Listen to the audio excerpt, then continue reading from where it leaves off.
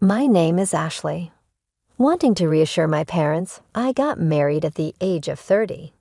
My husband, Sam, unlike me, is a bright and confident salesperson.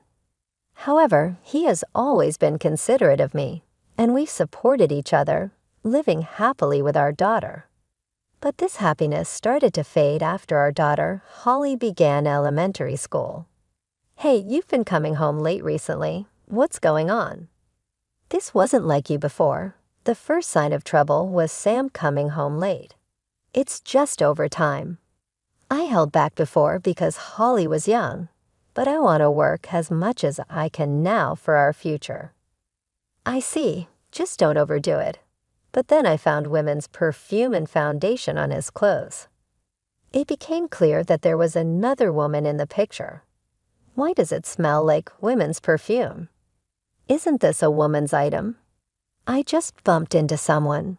She lent it to me when I got dirty, and I brought it home to wash and return it. I haven't done anything to be suspected of. Despite my doubts, I trusted Sam as he had always been before, and tried to think it was all in my head. Try to stay away from other women. It's shocking. Sorry, I'll be careful, but Sam's behavior began to get weirder. This high-rise condo, it could sell for $2 million, you know. Yes, it's in a good location and well-made, so it's popular. What if we sell this place and live somewhere else? With $2 million, we could live in leisure. No way. This is the place my parents left for me. I don't want to sell the house full of memories where my parents lived. Sam began insisting on selling the condo my parents left to me. He also started worrying about my earnings and other inheritances. What's with you being so stingy? We're family, aren't we supposed to think about selling for our living? We're not so desperate for money. We both have jobs. Your office job doesn't make that much money. Don't act so high and mighty just because you're an office worker. I started a side job, and it's more than enough for the three of us to live comfortably. A side job is just pocket money for kids. You wouldn't understand since you work from home, but sales cost me a lot. The allowance I get now isn't enough. Sam became more critical about money and started treating me harshly. He used to be kind and helpful. Keep the inheritance from your dad. It has memories and is important. I was saddened by Sam's transformation. However, he still doted on Holly as before. You seem happy. Did something good happen at school? I got 100 points on the test. I was the top of my class. Well done. That's great. Holly was attached to Sam, and I endured, hoping he would return to his kind self someday. But one day, that's not Sam. Is he moving? He's walking arm in arm. Who is that woman? I saw Sam walking arm in arm with an unknown woman. I can't just overlook this. Should I look into proof of infidelity? Sam's recent obsession with money is intense, and it must be because he has a mistress. She looks very beautiful, and I shouldn't assume, but maybe she wants luxurious things. But then it makes sense why he'd want money. Just as I was bracing myself to deal with infidelity, I was diagnosed with a disease and given about 2 years to live. No, not now. I was almost despairing at this unexpected situation. Can I rely on a cheating husband? Holly is still so young. What should I do now? It's all worrying, but just being concerned changes nothing. Even though Sam has been acting strangely, surely he wouldn't abandon me after a terminal diagnosis. Sam, I have to be hospitalized. They don't know if they can cure it, and it looks like I have about 2 years left. What? Why so suddenly? I was shocked too, but we need to think about the future, and the symptoms aren't too bad yet. I think I can come back home for now. Please take care of Holly while I'm in the hospital. Leave the rest to me. After pondering with a twisted face, Sam nodded firmly, and I felt reassured to go to the hospital. Even though it seems like he's cheating, I wonder if Sam is handling things well. He used to be reliable, so I'm sure he'll be fine. Holly is only 9 years old, and I don't want to say goodbye like this. I want to see her grow. I need to stay strong to be around for as long as possible, despite my fears about having little time left. I kept telling myself that everything would work out, but then I received a shocking message from my husband. Is something wrong? I sold your high-rise condo. What do you mean? I sold it for a high price. Now I'll get $2 million. Since it would just be wasted with you, I thought I'd use it. I'm going to live it up with my mistress with this money. Luxury hotels would be great, and I'd love to travel abroad. Plus, you're not going to be around much longer, so I'll get your insurance money too. Thanks to you, I'll be living a good life. What are you doing? This was left to me by my parents. What about Holly? You didn't just abandon her, did you? Until the sale is finally analyzed, she should still be in the condo, right? It was under your name, but I managed to sell it. Also, I sent you divorce papers. Once we're divorced, I'm going to marry my mistress. Having a stepchild would be a burden for Sophie. She's prettier and kinder than you, so the choice is obvious. Sophie wouldn't want to take care of someone else's kid, so I don't want to put that on her. Don't joke around at a time like this. You were close to Holly, weren't you? How could you abandon her so easily? I'm not joking. I married you in the first place, hoping to get some money. I thought I missed out, but it turns out there was quite an inheritance. Well, good luck with everything. So I'll be taking your and your husband's money. I'm going to have a blast from now on. Getting a lot of money so easily really helped. Thanks for getting sick.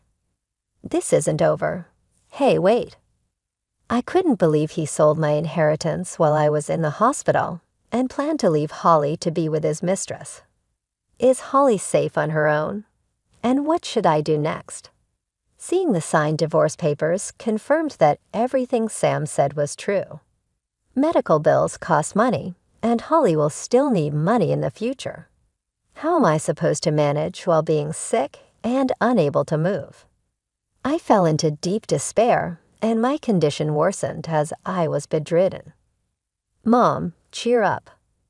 I'm sorry, Holly. I felt incredibly guilty towards Holly, who assured me that neighbors were helping and she was fine. It's okay, Mom. I've taken care of things. What you're worried about won't happen, trust me. My daughter spoke with unusual confidence. Just because you can't move, Dad thinks he can take advantage, but I managed to stop the sale of the condo. He won't get his way. What? How did you do that? I had been worried when Holly hadn't visited me for a few days after Sam's message, but it seemed she had been acting to thwart his plans. When Dad came with a woman and said, "This place has been sold, so you won't be able to live here for long. The money will be deposited into my account. Things will get tough, but Holly, you'll manage somehow. Stay healthy with your mom." I thought I had to stop because this place is important to you. I remembered something Grandpa told me. Having evidence makes it clear who's at fault. I researched online about property transactions and found out that Dad couldn't sell the condo since it's under your name. I got help from teachers and neighbors to track down the real estate agency. It turns out Dad forged the documents since they weren't official.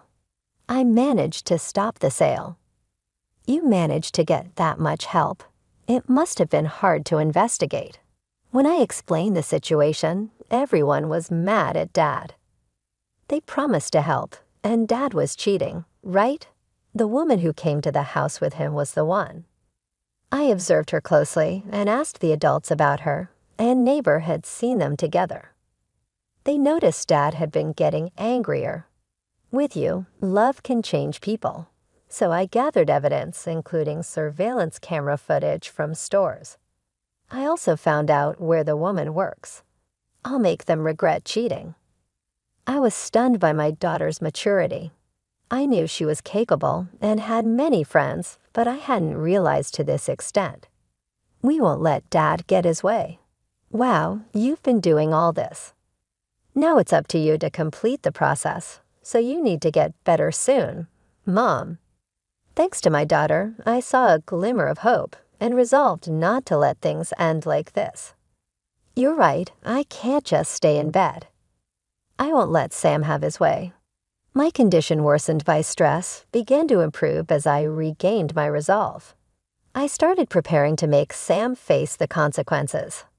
We discussed with neighbors and teachers to find the least burdensome way for you, Mom. We can take action right away. Got it. After all you've done, I must thank everyone. I won't give up just because of a terminal diagnosis. That's the spirit. The next day, I received a call from an unknown number. Hey, what's going on?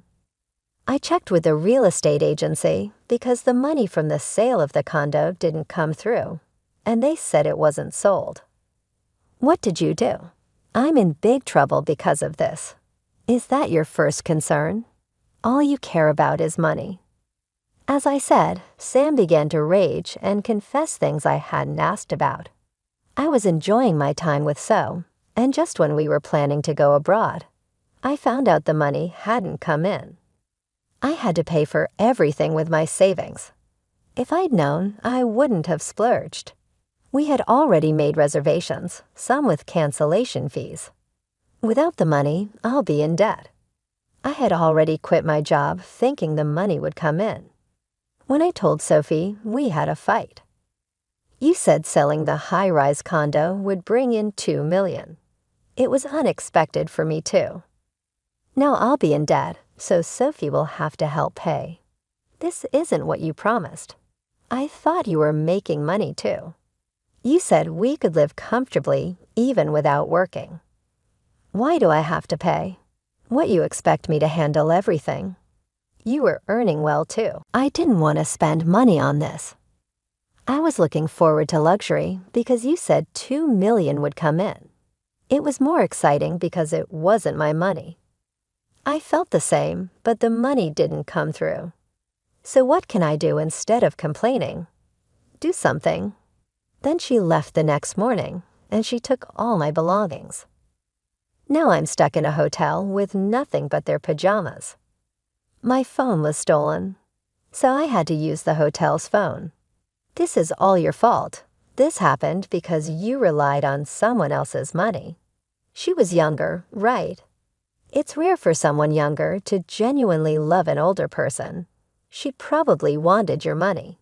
She had the time to take your belongings, likely to sell them. You two were alike, both after money, just like when you married me. Shut up. This is because you didn't convert the money quickly. I would have been rich by now, Sam shouted angrily. No, even as a couple, my inheritance isn't yours. Even if it were converted, it wouldn't be for your unrestricted use. You were planning to keep the money all to yourself. How greedy. I don't want to be compared to someone who steals others' money. No matter what I said, Sam kept blaming me.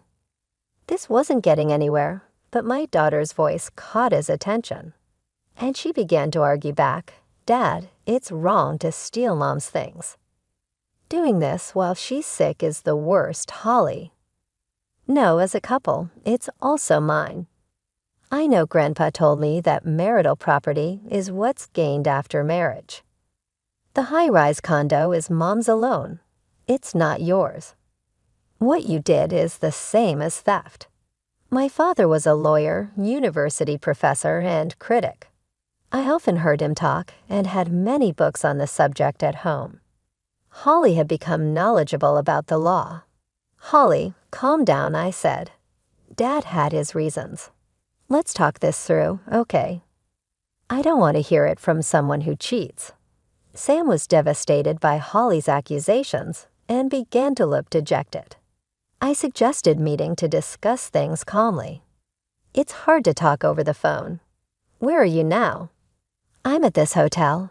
I'll come over and we'll talk about this properly. "Bring my clothes if you're coming," he said. Something, but I hung up and got ready.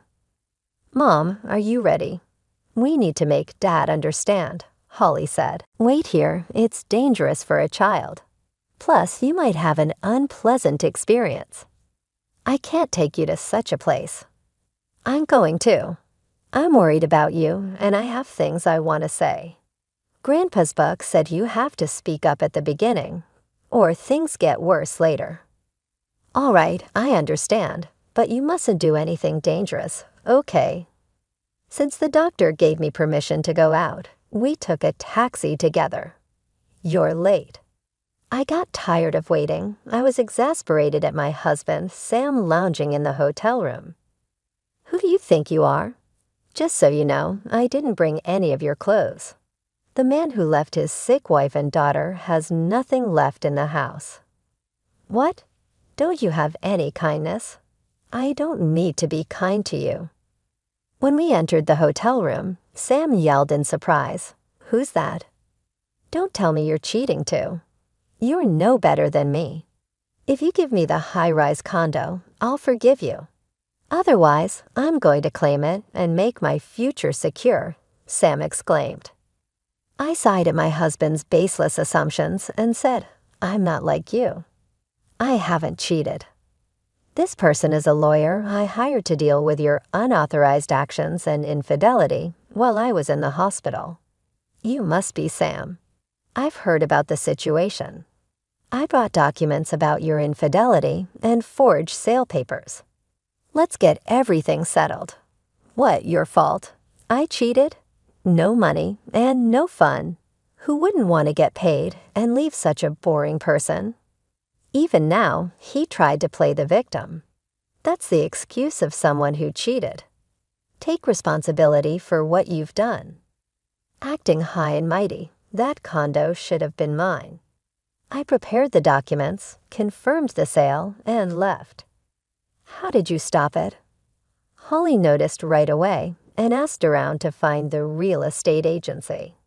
She took neighbors with her and provided proof the condo was in my name. They understood immediately once they saw the forged documents. They were angry at you and very sympathetic to me. In fact, they offered to buy it for more than $2 million. I found the high offer, and you stole it from me. You used me. What will you do with the money? You never listened to me when I said to sell. If there's no use for it, I won't sell it. It's something my parents left me, and I want to cherish it. If you don't need it, give it to me. You'll just let it sit there. As your husband, I'm entitled to it. It's not yours. I'm planning to use it for my medical treatment. With a large sum, I can afford the treatment I need. I've been told that my condition can be treated by specialists abroad. The cost includes travel expenses, so it's a lot of money. With this money, I can afford the treatment. So I won't get the insurance money. You're the worst. The first thing you think about when you hear my treatment might work is the insurance money. Even if the treatment doesn't work, I changed the beneficiary to Holly, so you won't get anything. At first, I was hesitant to let go of my parents' inheritance. Memories are important, but your health is more important. You're right. As long as I remember my parents, it's okay. There are other keepsakes, and living with Holly is what matters. Holly convinced me to use the money for treatment. I secured a reservation for treatment. In a year, I'll be fully recovered. You won't get a penny from me, so Sam won't get any money.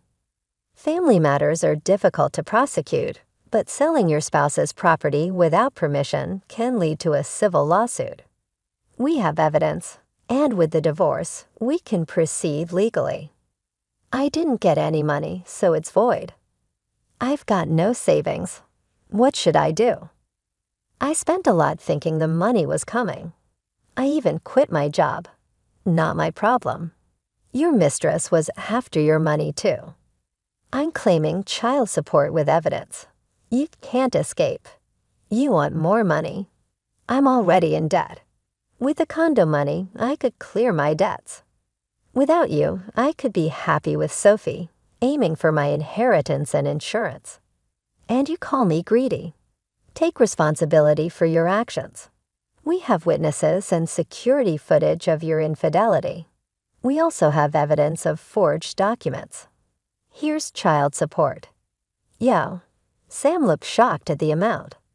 No way. I can't pay that. Too bad. You'll have to. Sam was devastated by the lack of money and the additional payments. Despite his complaints, reality didn't change your heart. Let's not divorce then. I won't have to pay child support. We'll share our income and things will be fine. I was wrong, so let's not divorce. Of course we're divorcing. You didn't care about me when I was given a terminal diagnosis, only the insurance money. You tried to sell the condo and abandoned Holly. How dare you blame me? Even with the money, it'll go to treatment. How will you live afterward? I can get a job, and we need my income. You can't manage without me. I can manage without you, without someone trying to take my inheritance. I'll be better off. Realizing he couldn't convince me, Sam turned to Holly.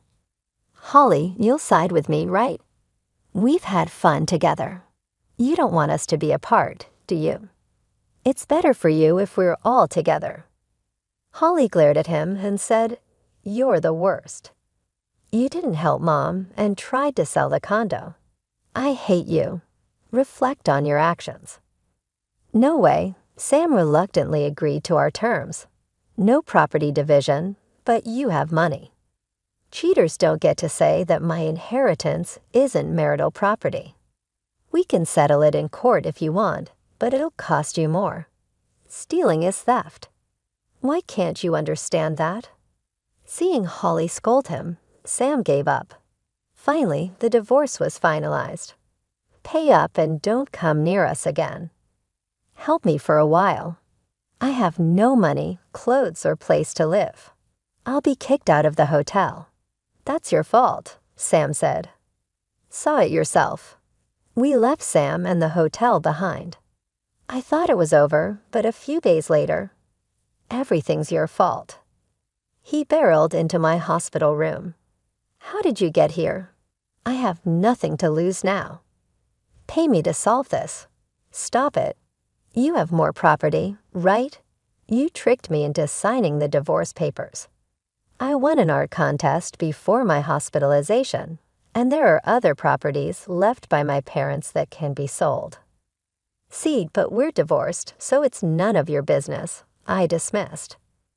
You dismissed my art, but now you want my money. You hid it from me. I'm struggling to live. Give me money. Despite his shouting, hospital staff quickly restrained him, and police took him away. Let go, I'm her husband. Her things are mine. Sam was taken away by the police and had to face the consequences. Why did it come to this? I have no job, and with a criminal record, how will I find employment? Perhaps the police officer made him see reason, or perhaps he just gave up. Despite his struggles, he had to pay child support. Mom, are you okay? Did Dad come to the hospital? I'm fine. The staff acted quickly. The police took him, right? He won't come here again, right? Reassured by Holly's smile, I smiled back. After the divorce, the high-rise condo sale money was deposited. I used it for advanced treatment abroad and fully recovered. I'm cured without you, Holly. I couldn't have had the treatment. Thank you. We now live together, renovating other properties left by my parents. Mom wanted to start an art school, which is why she was interested in the properties. I started drawing because of her. Maybe I should start school too. That sounds great. Grandma loved teaching too. I started an art school and enjoy interacting with the neighbors. Winning the contest made the school popular. Meanwhile, my ex-husband works multiple part-time jobs and struggles. I was once an elite company employee, but no one will hire me now, and I'm in debt. His mistress disappeared after quitting her job, probably to avoid paying alimony. We're looking forward to a bright future. It's so different from before. When Mom gets better, I want to explore. Slowly, yes. Let's enjoy art and delicious food. Holly became fascinated with foreign cultures during our treatment trip. I want to learn many languages and make lots of friends. It'll be fun. You can do it, Holly. We are now preparing for regular overseas trips, enjoying our time together. I want to live to protect Holly's smile.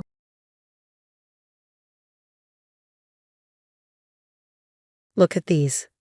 Patricia slammed the photos on our kitchen table, her perfectly manicured nails tapping against the glossy prints. Your precious wife isn't who you think she is, Marcus. I stood frozen, watching my husband of 8 years pick up the photographs with trembling hands. Each image showed me apparently meeting a man at various locations, outside a hotel, at a restaurant, in a parking lot. The photos were grainy, taken from a distance, but clear enough to suggest intimacy. Except I had never been to any of those places. Emma? Marcus's voice cracked as he looked up at me, his face pale. What is this? Those are fake, I said calmly, though my heart was racing. Your mother fabricated them. Patricia gasped dramatically, pressing a hand to her chest. How dare you accuse me? I'm only trying to protect my son from a cheating wife. I might have believed her performance if I hadn't been recording every interaction with my mother-in-law for the past 6 months. The tiny pendant around my neck wasn't just jewelry. It was a high-quality recording device, capturing every scheme and manipulation Patricia had orchestrated since she moved in with us temporarily after her supposed house flooding. Marcus, think about it, I pleaded. When would I have time for an affair? I work from home, we share our location with each other, and the timestamps on these photos go back months. He cut me off, his voice rising. All those late nights you said you were working. Were you with him? I felt a familiar ache in my chest. For years, Patricia had been poisoning Marcus's mind against me, planting seeds of doubt, making subtle comments about my trustworthiness. I'd started recording everything because I knew someday she'd make her big move. I just hadn't expected her to go this far. This explains everything, Patricia pressed, putting an arm around Marcus. Why she's been so distant, why she always finds excuses not to give you children. She's been unfaithful all along. The truth was, we'd been trying for a baby for 2 years. The fertility treatments had been expensive and emotionally draining, but I kept them private at Marcus's request. He didn't want his mother knowing about our struggles. I'm not cheating, I stated firmly. Those photos are doctored. Patricia, would you like to tell Marcus about your meeting with James at the coffee shop last week? Her face flickered for just a moment, but she recovered quickly. I don't know what you're talking about. Marcus, she's clearly trying to deflect. I can't do this, Marcus interrupted, standing up abruptly. I need to think. He grabbed his keys and stormed out, leaving me alone with Patricia. Her sympathetic mask dropped instantly, replaced by a cold smile. He'll be moving in with Jessica from his office, she said smugly. You know, the young receptionist he's been seeing for the past 3 months. I've been helping them find an apartment. The revelation should have shocked me, but somehow it didn't. I'd noticed the signs, the late nights, the hidden phone calls, the sudden password changes on his devices. But I'd been so focused on documenting Patricia's manipulation that I'd underestimated her ultimate plan. You knew about his affair all along, I said, the pieces clicking into place. You've been covering for him. Of course I have. Jessica is much better suited for my son. Young, fertile, and most importantly, not you. Patricia gathered the photos, tucking them into her designer handbag. Marcus won't file for divorce, of course. That would mean splitting assets, and we can't have that. You'll just have to accept that your marriage is over. I watched her sashay out of the kitchen, her victory seemingly complete. She had no idea that every word she just said was recorded, along with hundreds of hours of similar conversations over the past months. But I wasn't ready to reveal that yet. Later that evening, Marcus returned briefly to pack a bag. I'm staying with Jessica for a while, he announced, avoiding my eyes. Mother's right, we don't need lawyers involved. I'll keep paying the mortgage, but I need space. I sat quietly at the kitchen table, watching him gather his things. Just like that, 8 years of marriage and you're choosing to believe doctored photos over me? He paused at the door, his back to me. The photos just confirmed what Mother's been saying all along. You've never really fit into this family. After he left, I went to my home office and unlocked the bottom drawer of my desk. Inside was an external hard drive containing months of recorded conversations, security camera footage, and emails. A digital record of every manipulation, every lie, every scheme Patricia had orchestrated. I plugged in the hard drive and opened a folder labeled Insurance. Inside were recordings of Patricia bragging to her friend about hiring someone to create the fake photos, discussions with Jessica about how to help Marcus avoid divorce proceedings, and countless conversations where she detailed her plans to drive me out of Marcus's life. My phone buzzed with a text from Patricia. I expect you'll be moving out soon. The house belongs to the family after all. I smiled, thinking of the USB drive in my pendant and the backup copies I'd stored in 3 different locations. Patricia thought she'd won, but she'd forgotten one crucial detail about me. I'd learned from the best. My own mother had been a private investigator, and she taught me the importance of always being prepared. Everything in its own time, I texted back, knowing it would drive her crazy not to get an emotional response. I had all the evidence I needed. Now it was just a matter of timing. The next few weeks played out exactly as I'd expected. Marcus divided his time between Jessica's apartment and his mother's house, while Patricia took every opportunity to flaunt her victory. She dropped by the house unannounced, supposedly to check on things, but really to remind me of my impending defeat. Jessica's redecorating their new apartment, she announced one afternoon, uninvited in my kitchen. She has such wonderful taste, and she's young enough to give Marcus children. Naturally, of course. I kept my face neutral as my pendant recorded every word. How interesting. Would you like to tell me more about how you helped them find that apartment? Patricia's smile faltered slightly. She wasn't used to my calm responses, no tears, no anger, no begging Marcus to come back. It made her nervous, though she tried not to show it. I don't know what you're implying, she said, adjusting her expensive scarf. I merely want what's best for my son. Of course you do. Like when you hired James to Photoshop those pictures. The coffee cup in her hand trembled slightly. You can't prove anything. I smiled, saying nothing. Let her worry. That evening, Marcus came by to collect more clothes. He looked tired, the initial excitement of his new freedom clearly wearing thin. Mother says you're being difficult about moving out, he said, stuffing shirts into a duffel bag. Is that what she says? I kept my voice level. What else does she tell you about me? He paused, uncertainty flickering across his face. Look, I know the situation isn't ideal, but... Isn't ideal? I interrupted. You're living with your mistress while your mother orchestrates the destruction of our marriage, and you won't even consider the possibility that those photos were fake. I saw you with him, Marcus snapped. In those pictures. Pictures can lie, I said quietly. Just like mothers can lie. Just like husbands can lie about working late when they're really with their receptionists. He had the grace to look ashamed, but his mother's influence ran deep. You're just trying to turn this around on me.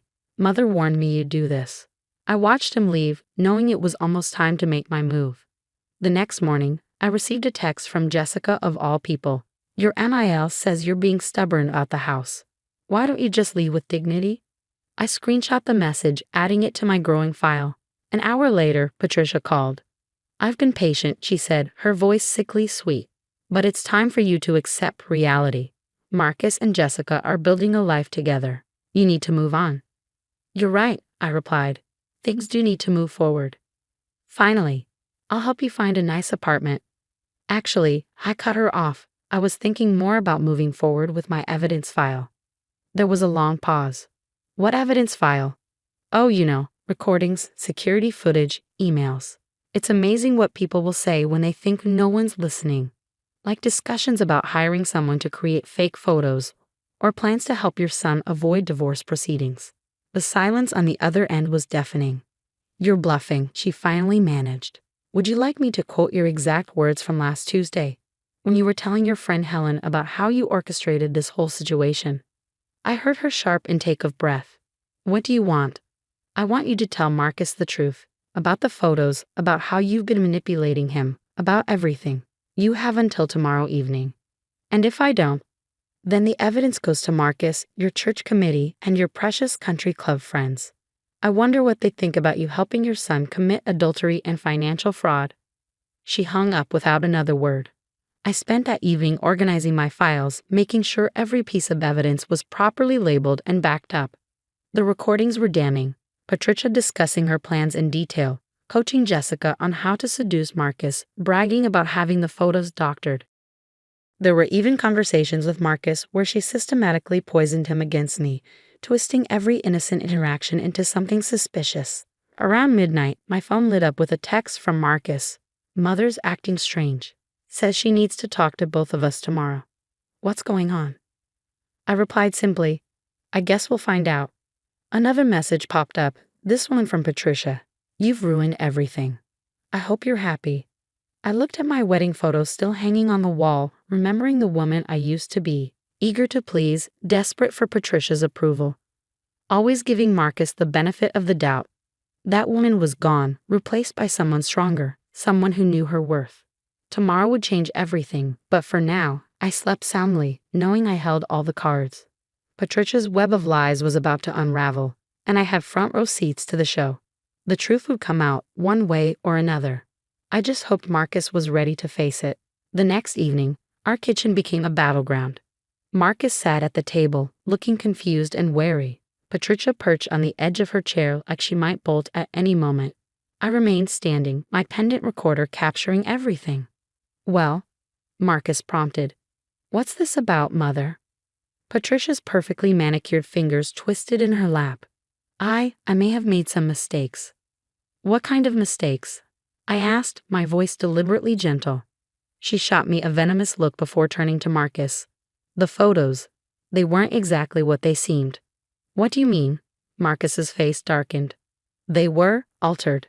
The words seemed to physically pain her. I had someone edit them to make it look like Emma was being unfaithful. The silence that followed was deafening. Marcus stared at his mother, his face draining of color. You did what? He whispered. I was protecting you. Patricia burst out. She's not right for you, Marcus. She's too independent, too focused on her career. I just wanted. Stop. Marcus held up his hand. Just stop. I pulled out my phone and played one of the recordings. Patricia gleefully describing to her friend how she orchestrated the whole plan, including helping Jessica pursue Marcus. There's more, I said quietly. Hours more. Every manipulation, every lie, every scheme, all recorded. Marcus listened, his expression growing more horrified with each revelation. When the recording ended, he turned to his mother. How could you? His voice cracked. You helped me destroy my marriage based on lies. I did it for you, Patricia insisted. And let's not pretend you're innocent in this. You were seeing Jessica long before I showed you those photos. The truth hit him like a physical blow. He slumped in his chair, the full weight of his choices finally sinking in. Emma, he started, turning to me. I don't know what to say. I do, I replied calmly. I want a divorce. A proper one, with fair division of assets. But we can fix this, he protested. Now that I know the truth is, you were willing to believe the worst about me. You moved in with another woman and tried to cheat me out of my share of our assets. Your mother's lies worked because you wanted them to. Patricia stood up abruptly. This is ridiculous. You can't? I can, I cut her off.